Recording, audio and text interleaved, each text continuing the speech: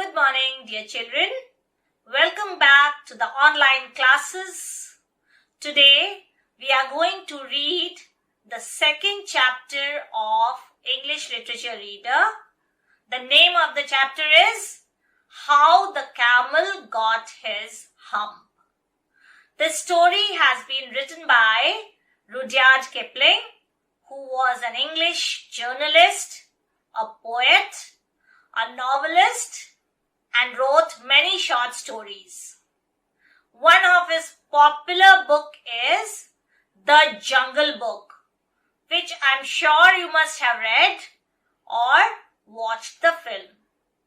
This story that we will read today is about a lazy camel who did not want to work and was selfish. Now let us find out what happened to him and how he got his hump.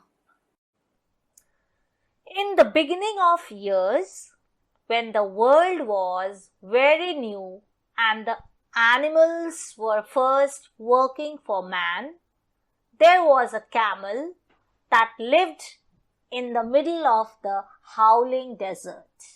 He did not want to work. He was a howler himself. He did nothing but eat sticks and thorns and tamarisks and milkweed and prickles. Whenever anybody spoke to him, he said, hump, just hump, and nothing else.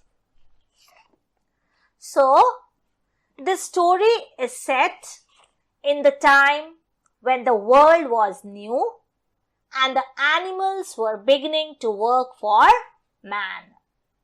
There lived a camel in the middle of the howling desert. The word howling has been used for the desert because it had hardly any vegetation and was barren. And so, when the wind blew, it sounded as if it was howling. The camel was so lazy that he didn't work at all. He fed himself on sticks and thorns and tamarisks, milkweed and prickles. These are all shrubs and plants that grow in deserts. And if somebody spoke to him, he would just answer, hump. Let us read further. Soon the horse came to him one bright Monday morning. The horse, who had a saddle on his back and a bit in his mouth, said to the camel, Camel, dear camel, come out and trot like the rest of us. Hump, said the camel. The horse went away and told the man. Soon the dog came up to the camel. The dog, who had a stick in his mouth, said to the camel, Camel, dear camel, come and fetch and carry like the rest of us. Hump, said the camel. The dog went away and told the man. So, on a Monday morning, a horse who had a saddle on his back. What is a saddle? A saddle is a seat for a rider placed on a horse's back. So he came to the camel and asked him to come out and trot. What does the word trot means?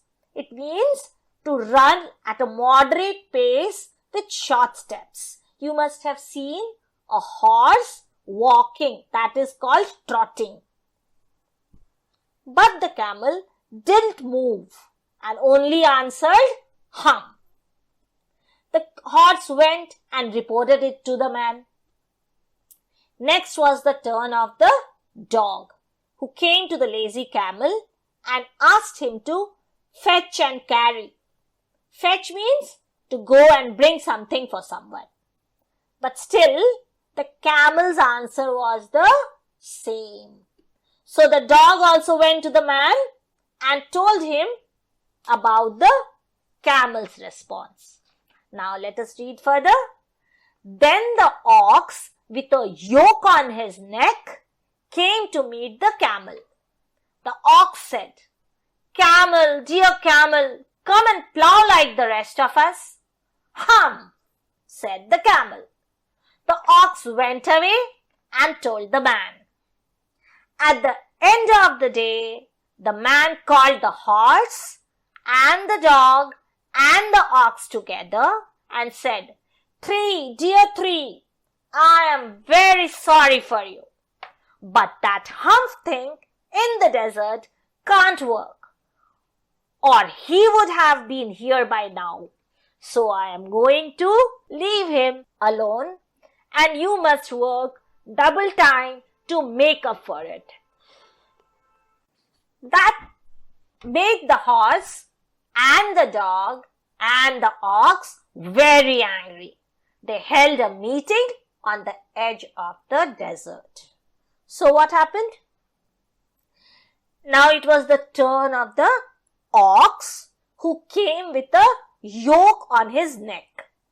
A yoke is a wooden bar fastened over the neck of two animals, as you see in a bullock cart, and asked the camel to come and plow. Now, plow in verb form means to turn up the soil before sowing the seed. That is what the farmer does.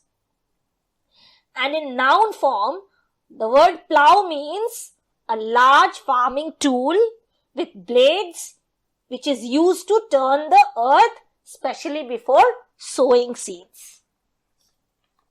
So the three animals reported to the man and told him about the camel's stubborn behavior.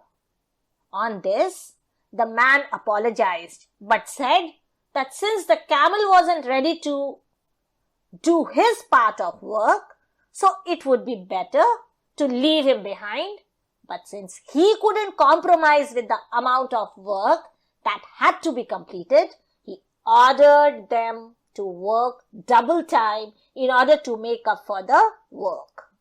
This made the horse, the dog, and the ox angry, and immediately they called for a meeting at the outside limits of the desert. Soon the camel came chewing on milkweed and laughed at them. Then he said, "Hump," and wandered away again. So the camel was so self-centered that he didn't care about them. Rather, he laughed at them and went away. So this is all for today. Read the portion we have completed today.